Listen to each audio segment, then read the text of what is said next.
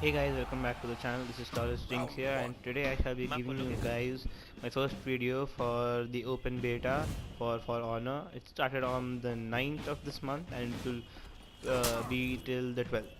So in this video I decided to switch up my game mode as well as switch up the hero that I usually use, because I thought I'll give you guys some varied gameplay. So in the previous videos on the closed beta, I wasn't able to play too much of the 1v1 game mode. I mean, I was only playing the 4v4 Dominion game mode and the 2v2 Brawl, because I don't know, I was liking those game modes.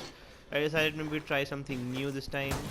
So the hero that I'm going to be using is the Nobushi, and it's the gameplay you're going to see is me trying the 1v1 game mode. So in this video it's mostly a tips and tricks on how to use the Nobushi effectively, because she's a character that people use a lot. So if you want to jump in and begin using this samurai character as well, here are a few quick tips before you actually begin completely playing and enjoying the character.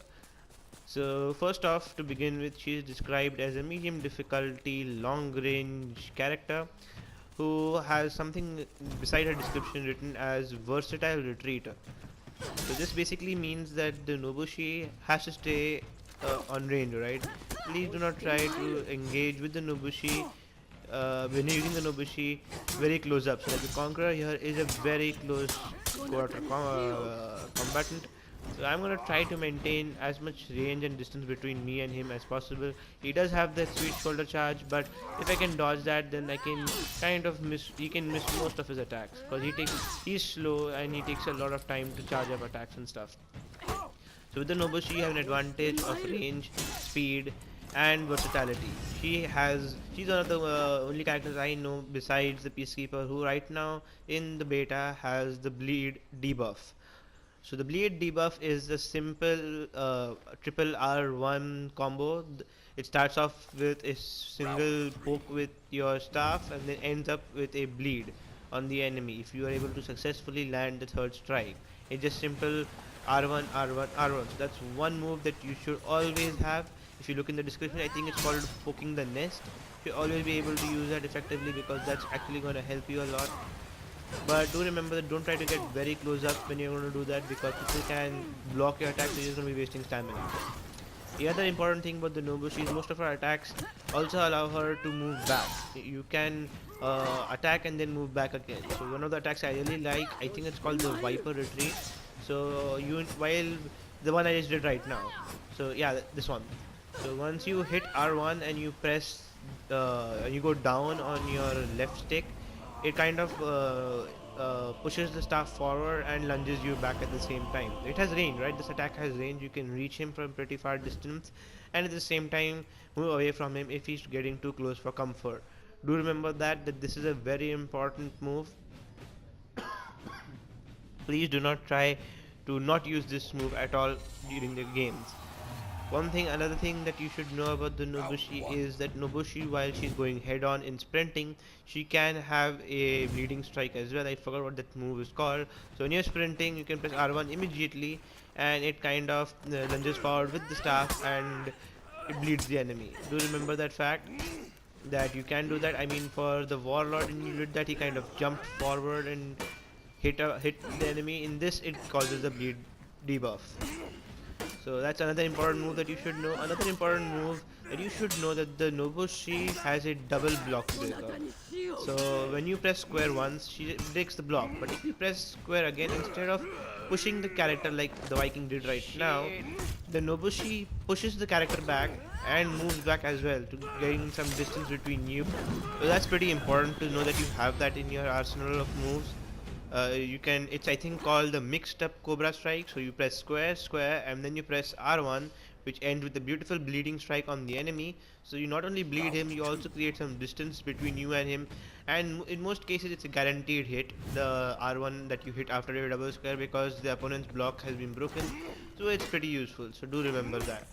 Another important moveset that the Nobushi has is, the other important heavy attacks like the R1 the R2 R1 combo, the R2 R2 combo, stuff like that. So that's your basic heavy moves. But do remember the fact that the heavy moves for the Nobushi takes time, alright? Like the light moves are pretty quick. I mean, she just pokes the staff forward and it really is real quick. I mean, if you're not ready for it, you're gonna get that sweet triple R1 combo.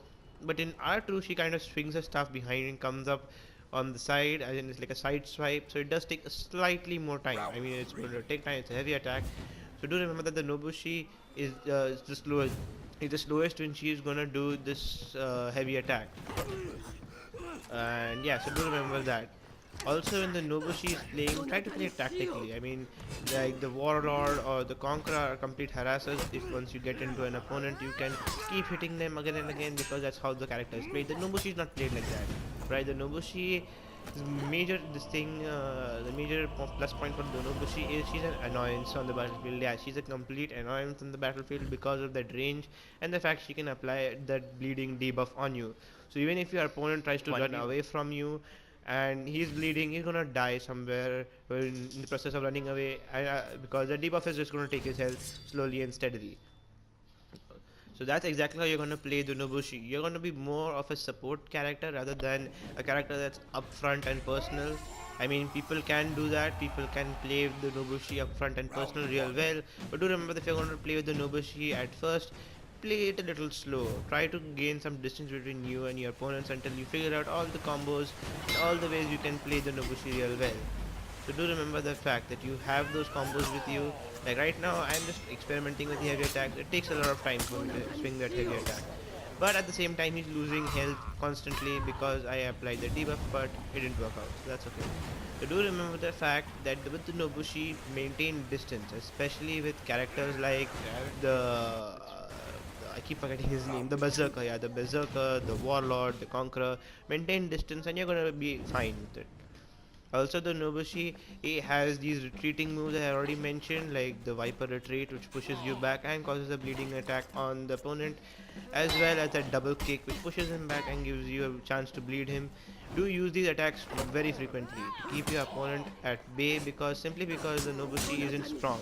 She doesn't have a lot of armor, she doesn't have a lot of health, she's not a tanky character like most Vikings and Knights. So like you can't play her like the Peacekeeper, if you're wondering, as in people can think that this character also bleeds, so it's like the Peacekeeper. No, it's not like the Peacekeeper. I can say the Berserker is like the Peacekeeper, only that it doesn't bleed the enemy, but this character is completely not like the Peacekeeper simply because it requires range. Peacekeeper is the opposite end of the spectrum. She doesn't require range. The Nobushi, to be effective, requires range. So maintain that distance. I know I'm stressing this point again, but maintaining that distance is the only way you're ever gonna win most of your battles. Also remember the fact that when your opponent's bleeding, your attack strength increases. Yeah, so when your opponent's on a bleeding debuff, he actually is gonna take more damage from his simple attacks, heavy attacks, and every other type of attack, because that's the thing that the Nobushi has. Also, before trying out any new character, this applies to any new character that you're trying out, remember the fact that every character has the how to play section in the selection menu. You can learn how to play a character more effectively, because that section also has these basic and advanced videos which you can use to kind of understand how each move set works. So please remember, that's really important. You should watch those videos before trying out any new hero, especially for a hero that requires a specific type to play. It requires a specific type of gameplay from you. The Nobushi is definitely one of those characters. So do remember to watch those videos. I will recommend you to watch those videos. It's not a waste of time. It's pretty short and they acquaint you with all the combos and all the movesets that a particular character has. So I guess towards the end of this episode, I can most probably say that the Nobushi is a character that's like the Warlord in a way that it completely harasses your opponent, especially when you have that range. It's pretty annoying to face a Nobushi, especially a very good Nobushi, because he's gonna keep trying to have that triple R1 combo at her disposal and bleed you again and again. I mean, as it is, this game is not exactly easy, especially for the first time who's come up from playing a first-person shooter in general. But yeah, you need to exactly time your attacks good with the Nobushi, especially the poking the nest combo. That's pretty much how this character is played. So I hope this video was real informative for you guys. I hope that you guys enjoyed the gameplay in the background. Again, it's the 1v1 game mode from the open beta where I'm using the Nobushi against a variety of characters to tell you how effective she can be against a heavy character like the Viking, kind of a light character like the Berserker, as well as a medium character like the Conqueror. So I hope that you guys enjoyed this episode. I will be posting more gameplay from For Honor soon. I did collab with a YouTuber called TaurusJinx, and I will be trying to make that video and post it this weekend itself. If you want to collab with me for any other video for Honor, Titanfall 2, Black Ops 3, or even The Division, my tag is TaurusJinx. So at the end of this video, if you have enjoyed it, please leave a like, comment, share and subscribe. Take care.